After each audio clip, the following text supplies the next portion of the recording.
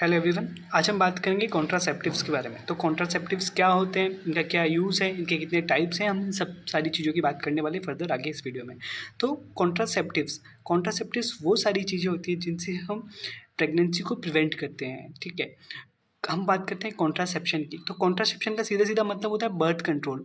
अब इसमें क्या होता है, जब हम कंसेप्शन की बात करते हैं, ठीक है, तो कॉन्ट्रासेप्टिव्स यूज़ ही किए जाते हैं टू प्रिवेंट कॉन्सेप्शन। ठीक है, मतलब हमको कॉन्सेप्शन से बचना है। अब इसमें क्या क्या हो सकता है, इसमें कुछ ऐसे मेथड्स हो सकते हैं, लाइक हम कॉन्ट्रासेप्टिव्स की बात करते हैं तो कुछ कुछ मेडिकल मेथड्स हो सकते हैं, कुछ प्रोसीजर्स ऐसे हो सकते हैं, या कुछ डिवाइसेस का यूज़ करके, या अपने बिहेवियर कुछ चेंजेस ऐसे होते हैं उसके थ्रू हम क्या कर सकते हैं, कॉन्ट्रासेप्शन कर सकते हैं। ठीक है, मतलब बर्थ कंट्रोल कर सकते हैं। अब इसमें क्या क्या होता है, हम इसकी फर्दर बात करने वाले हैं। अब यहाँ पे क्या कर सकते हैं, इससे जो एक कॉन्ट्रासेप्टिव्स है, इससे हम क्या कर सकते हैं, फैमिली प्लानिंग में इसमें हमको हेल्प मिलती है, या फिर कोई भी अनवांटेड प्रेगनेंसी है उसको हम इससे रिड्यूस कर सकते हैं, या फिर जो बच्चे का हेल्थ है उसको हम ठीक कर सकते हैं। अब बच्चे का हेल्थ कैसे ठीक कर सकते हैं, क्योंकि हमें पता होता है कि नॉर्मल जो प्रेगनेंसी होती है, मतलब कोई भी दो प्रेगनेंसीज के बीच में कम से कम 3 साल का गैप होना चाहिए। तो वो 3 साल का गैप कैसे मेंटेन होगा, वो मेंटेन होगा कॉन्ट्रासेप्टिव्स का यूज़ करके। ठीक है, तो इससे क्या होगा, जो फर्दर जो बेबी होगा उसका हेल्थ काफ़ी अच्छा होगा। अब हम बात करने वाले हैं इसमें कि क्या क्या होता है। ठीक है, तो मोस्टली जो जो इसमें चीज़ें हैं उसमें है, पहला नेचुरल मेथड्स का बात करेंगे हम, दूसरा बैरियर मेथड्स का बात करेंगे, थर्ड आईयूडी का मतलब होता है इंट्रा यूट्राइन डिवाइसेस, ये डिवाइसेस जो हम यूट्रस के अंदर डालने वाले हैं। फिर ऑरल कॉन्ट्रासेप्टिव्स की बात करेंगे हम कुछ इंजेक्शंस की बात करेंगे, इम्प्लांट्स की बात करने वाले हैं हम, फिर एट लास्ट हम बात करेंगे सर्जिकल मेथड्स। ठीक है, तो अब ये सारी चीज़ें हम बात करने वाले हैं। अब सबसे पहले बात करते हैं हम किसकी, नेचुरल मेथड्स की।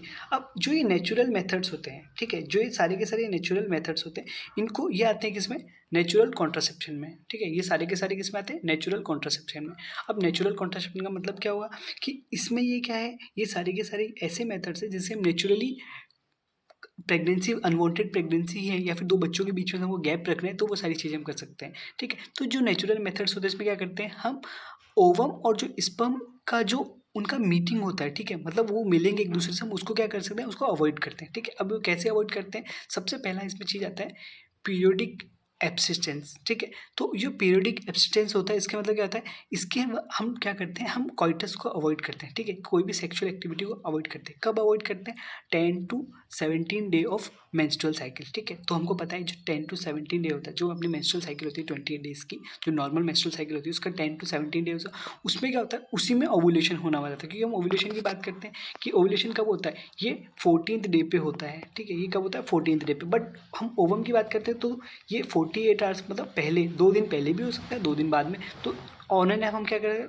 ऑन एन एवरेज हम बात करके चलते हैं कि हमें 10 to 17 डे होता है। ठीक है, जिसमें ओवुलेशन होने वाला था, इसको उसको क्या बोला जाता है, उसको बोला जाता है फर्टाइल पीरियड। ठीक है, जैसे आप देख पा रहे हैं यहाँ पे ये मेंस्ट्रुअल साइकिल है पूरी की पूरी, तो यहाँ पे ये साइकिल यहाँ से स्टार्ट हुई। ठीक है, तो ये 14 डे।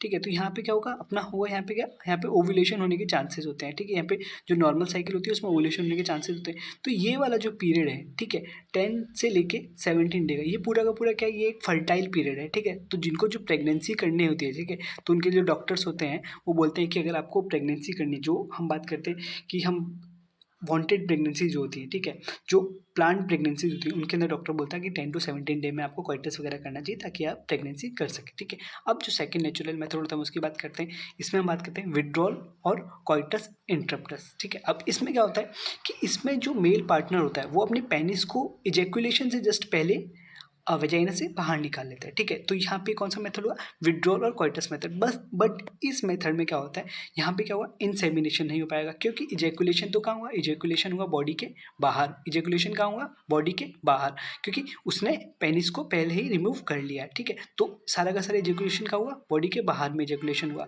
अब बात किया, बट इस वाले मेथड में क्या होगा, क्योंकि यहाँ पे जब जो सेक्सुअल एक्टिविटी चल रहा है उसके दौरान हमको क्या करना है, उस पेनिस को वेजाइना से बाहर करना है। ठीक है, बट इसमें क्या होगा कि यहाँ पे चांसेस काफ़ी हाई रहते हैं, किसके, प्रेगनेंसी के, क्योंकि हम उस वक्त पे क्या होता है कि ये हम खुद से कर रहे हैं। ठीक है, ये एक नेचुरल मेथड है, तो यहाँ पे चांसेस होते हैं कि प्रेगनेंसी के बहुत ज़्यादा चांसेस होते हैं। ठीक है, तो फेलियर के चांसेस काफ़ी ज़्यादा हैं इसके अंदर। ठीक है, तो हम थर्ड की बात करते हैं, फिर उसमें आता है कौन सा, अपना लैक्टेशनल एमोरेलिया।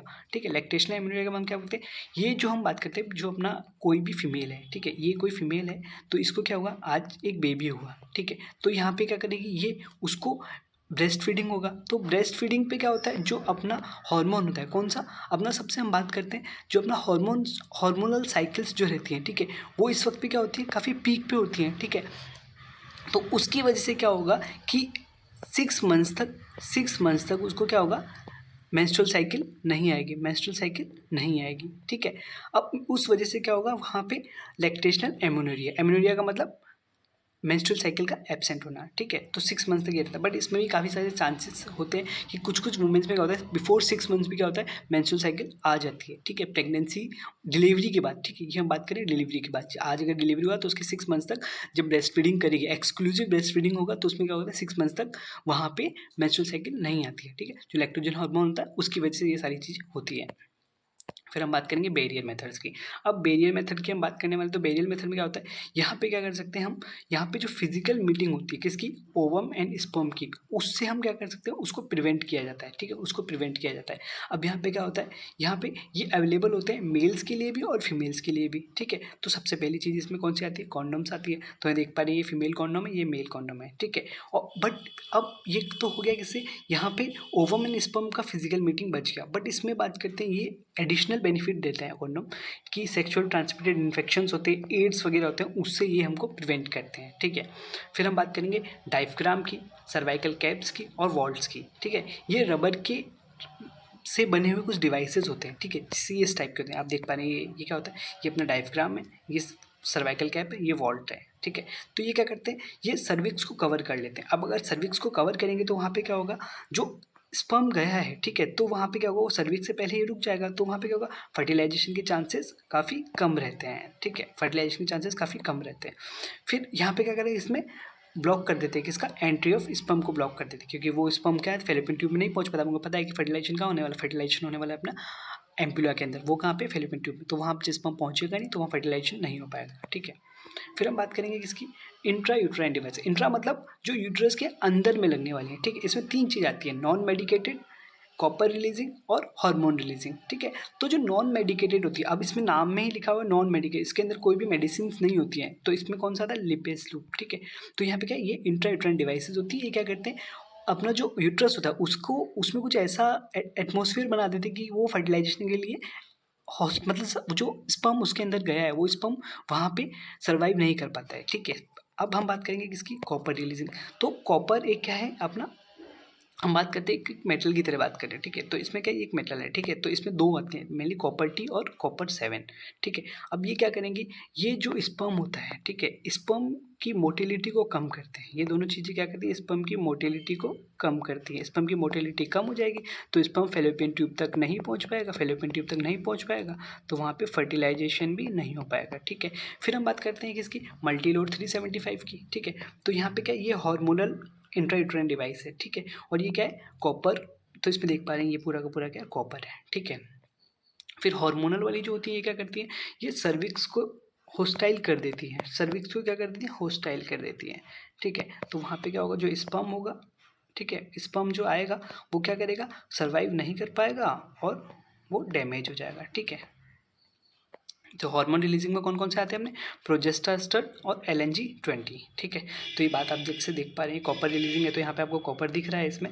और फिर हम बात करते हैं हार्मोन रिलीजिंग की, तो इसमें हार्मोन्स का रिलीज करती है, इसमें कौन कौन सी, प्रोजेस्टेरोन और अपनी LNG-20, ठीक है। ये यहाँ पे जो सर्विक्स है, ठीक है, जो सर्विक्स है उसको क्या करेंगे, ये सर्विक्स को हॉस्टाइल कर देते हैं, तो वहाँ पे हॉस्टाइल जब सर्विक्स हो जाएगी तो वहाँ पे जो स्पर्म आएगा वो उसको डैमेज कर देते हैं, ठीक है, उसको डिस्ट्रॉय कर दिया जाता है। फिर हम बात करेंगे ऑरल कॉन्ट्रासेप्टिव्स की। तो ऑरल कॉन्ट्रासेप्टिव्स में क्या होता है, ये आइदर प्रोजेस्टेरोन और एस्ट्रोजन का कॉम्बिनेशन होता है, ठीक है। ये टैबलेट की फॉर्म में आती है, इसलिए हम उनको क्या बोलते हैं, पिल्स बोला जाता है इनको, ऑरल कॉन्ट्रासेप्टिव पिल्स, ठीक है।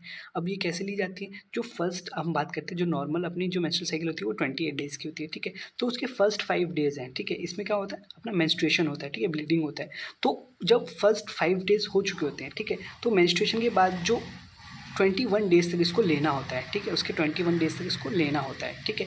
तब 7 डेज़ का गैप देना होता है। अब 7 डेज़ का गैप कब देना है, यहाँ पे आप ले चुके हैं इसको, ठीक है। अभी किसी वुमेन ने अगर 21 डेज़ तक ली, उसके बाद 7 डेज़ का वो गैप देगी, 7 डेज़ के गैप देने के बाद वो फिर स्टार्ट इसको कर देगी। मतलब 7 डेज़ का इसने अगर 28 डेज़ तक लिया है तो इसको 7 डेज़ का गैप दिया, उसके बाद मेंस्ट्रुएशन हुआ तो हमारे 5-6 डेज़ तक हुआ, 7 डेज़ में फिर से लेना स्टार्ट किया और 21 डेज़ तक लेगी, तो 21 इंटू 7 कितना हो गया, ये हो गया अपना कितना 28, ठीक है। फिर वापस ऐसे स्टार्ट हो जाता है, जैसे इसमें देख पा रहे हैं यहाँ पे, जैसे किसी वुमेन ने इसको लेना स्टार्ट किया, ठीक है, जैसे किसी वुमेन ने इसको यहाँ पे लेना स्टार्ट किया।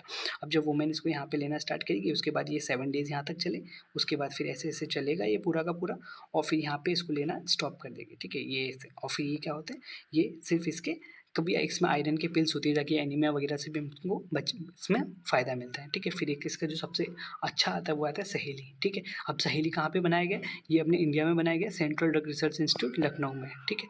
ये अपने 1 से वीक पिल है, ठीक है, ये 1 से वीक पिल है और ये क्या नॉन स्टेरॉयडल है, इसके अंदर कोई भी स्टेरॉयड नहीं है, नॉन स्टेरॉयडल है ये, ठीक है। अब हम बात करेंगे इम्प्लांट्स की। तो जो इम्प्लांट्स होते हैं, ठीक है, ये अंडर द स्किन इनको लगाया जाता है। ये प्रोजेस्टेरोन और एस्ट्रोजन या फिर प्रोजेस्टेरोन, आइदर प्रोजेस्टेरोन मतलब उसमें सिर्फ प्रोजेस्टेरोन होगा या फिर प्रोजेस्टेरोन और एस्ट्रोजन का कॉम्बिनेशन होता है, ठीक है। तो इनमें क्या होता है, इनका इफेक्टिव पीरियड होता है वो काफ़ी ज़्यादा होता है as compared to oral contraceptives, ठीक है। तो ये जैसे आप देख पा रहे हैं यहाँ पे क्या करते हैं अपन, इसको अपर आर्म में लगा देते हैं और फिर यहाँ पे इसका इफेक्टिव पीरियड काफ़ी लंबा होता है, 5 साल इस टाइप से, ठीक है। ऐसे बात करते हैं इसका।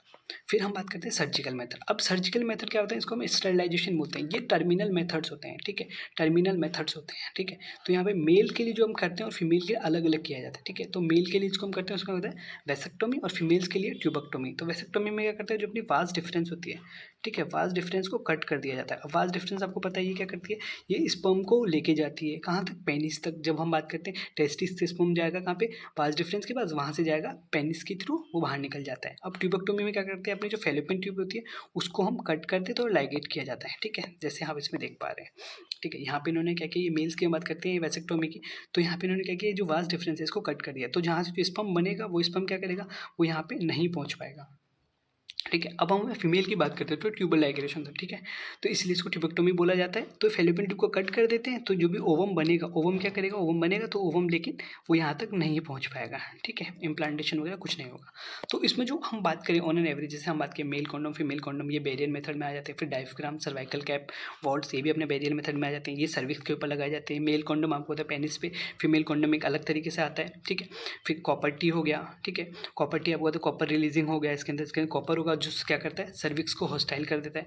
फिर हार्मोनल इम्प्लांट्स हो गए, ठीक है, जैसे इम्प्लांट्स में मतलब इसका जो इफेक्टिव पीरियड होता है काफ़ी लंबा होता है। फिर हार्मोन इंजेक्शंस वगैरह, ये सारी चीज़ें, ठीक है, ये सारे के सारे बैरियर मेथड में आ गए। तो यहाँ पे इतना ही था। सो इस वीडियो के लिए थैंक्स। बाकी नेक्स्ट वीडियो में हम बात करेंगे कि बाकी और कौन कौन सी इमरजेंसी कॉन्ट्रासेप्टिव्स वगैरह की हम इसमें बात करने वाले हैं, ठीक है। So thank you.